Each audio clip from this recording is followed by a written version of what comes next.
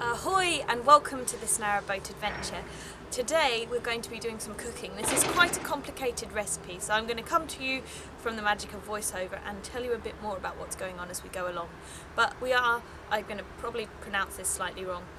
We're cooking xôi xiên, which is a Vietnamese dish, and it is in its most basic form sticky rice with a ball of mung beans shredded over the top and fried shallots on top.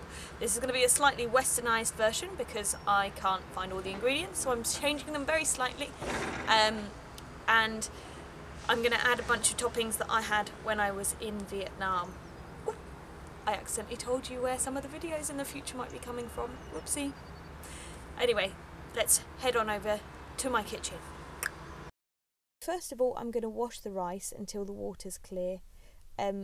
Generally, I think it's widely accepted that when you're making sticky rice, you need to wash the starch off of the rice and soak it before you start cooking.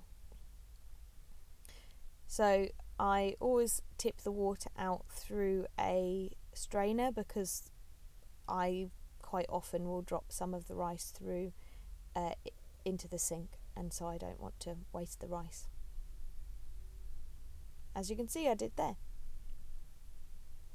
Now I'm also going to be soaking some mung beans. As you can see, these are the ones in the jar.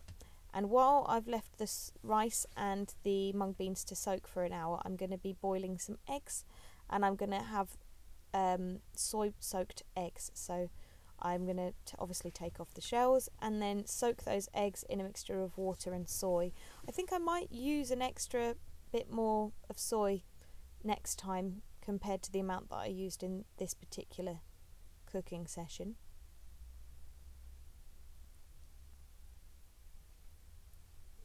As they weren't massively soy flavoured, but they still tasted great. And I boiled the eggs for about 6 minutes.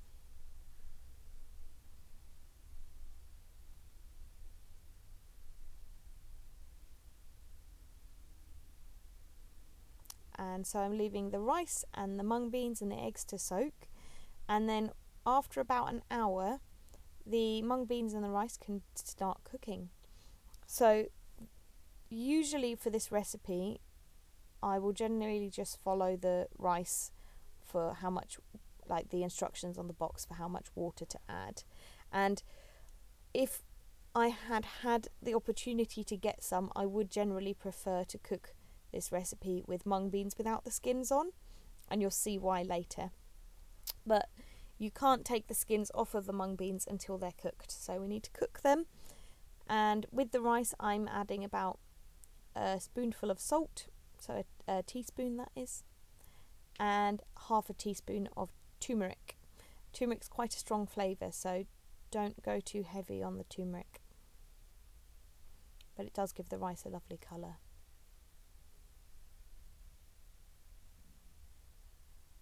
So I'll be boiling that rice, and then I will simply turn the heat off and it will cook the rest of the way after that.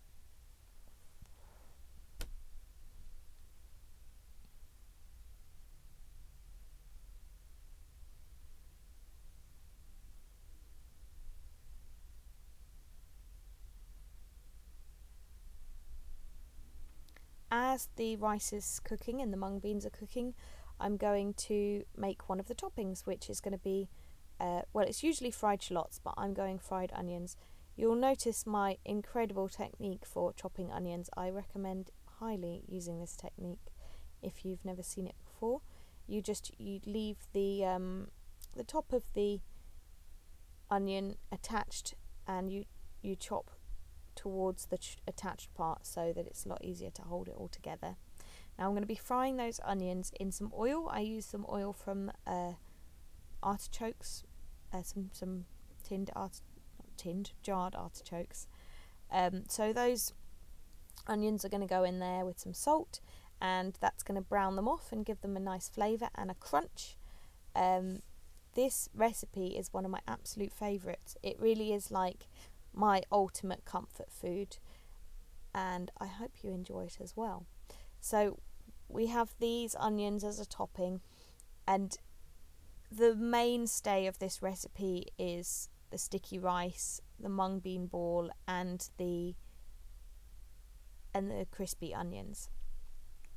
So if you want to make a really simple version of this, especially if you're a vegan, this is a great thing to cook for something that's like really comforting. It's like having a cuddle from the inside.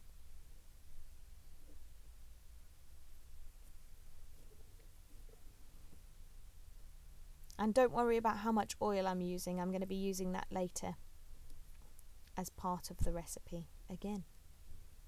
So as you'll see, I'm going to now go through and take all of the onions out and put them to one side, and then I'm going to separate off the oil and keep that to use later on in this recipe.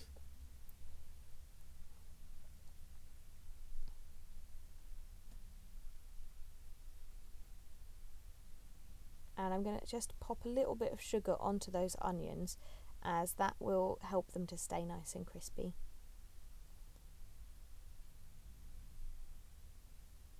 And then I use a little bit of the oil that's left in the pan, because one of the other toppings, this was kind of an experiment for me that I had when I was out in Vietnam, was this sort of chewy tomato, and I have never been able to figure out how to make it, so I thought I'd try cooking off some sun-dried tomatoes to see if that would come close to the sort of flavour it was. It didn't have the chewiness, but it had a fantastic flavour, and I definitely think it goes really well with this dish. Doesn't take terribly long just to dry those through.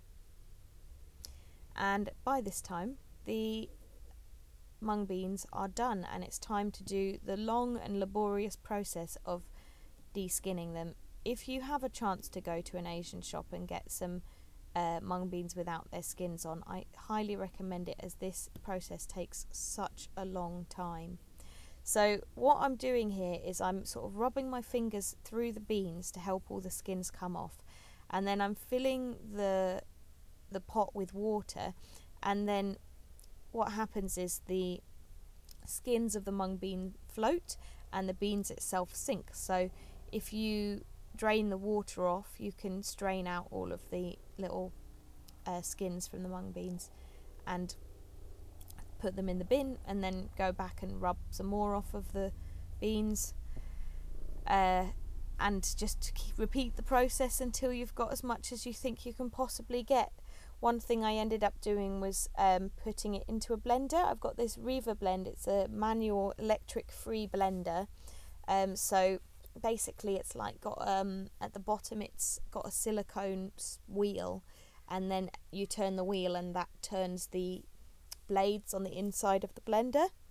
And I realised that actually doing that got a lot more of the skins off than just my hands, so I did a few more sieves through to get the last few extra bits of skin off, and then I put the beans back in the blender, and I also used a pestle and mortar to mush them down a little bit. And I also added some salt and some of that oil that we cooked those onions in earlier. So then I sort of chucked it in a pestle and mortar just to really mash them up. Now, if you had an electric blender, you could do this with an electric blender and it would work much quicker and probably more effectively as well. But I don't have an electric blender, so this is what I've done instead. And then my method here is I just take some tights and I put all of those beans into the tights and I squeeze some of the water out. And that basically is how I form my mung bean ball. Just to assure you, they are brand new tights. I'm not using tights that I've previously worn. I have this one that I bought the brand new tights, and then I wash it once it's done. So you can then pull out your mung bean ball. So mine didn't work as well as I would have hoped. It did sort of slightly fall apart. but I'll show you later on how it should have looked. I think mostly it was because I used the beans with the skins rather than the skinless beans. So here I'm starting to plate up, so start off with a nice layer of that sticky rice, and you can see it's turned bright yellow with the turmeric. My partner is just running some chopsticks through the rice, just for aesthetic reasons really. And so what I did was I popped the mung beans on top, because as soon as I started trying to cut the ball up, it just fell apart. But I'll show you what it was supposed to look like. So if you have the beans that are skinless, then they look like this once they're cooked. So these ones have been boiled, and then she puts them through a food processor and adds the salt and the oil and balls them up. This is from Helen's recipes. She does fantastic Vietnamese recipes, and I highly recommend her channel. And yeah, so when you squeeze it up, it should look like that, and you should just be able to chop layers of it off with a knife. I think that kind of hinges on the food processor and the skinless beans, but what can you do?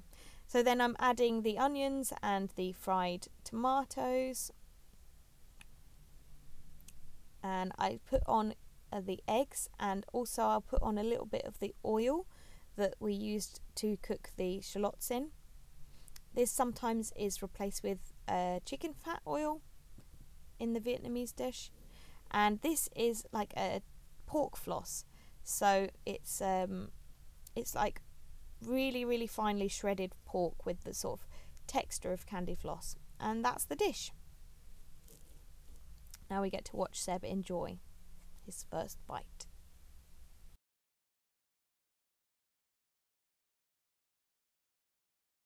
Thank you so much for watching. If you'd like to watch us again, you can click subscribe down below. If you would like to, you can go head on over to Facebook, where you can see some more of my videos. I'm going to be doing some more cooking. I recently got a book of narrowboat recipes, things that would have traditionally been eaten on narrowboats, so I'm very excited to cook some of those for you. Thanks so much for watching, and I look forward to seeing you all again soon. Bye!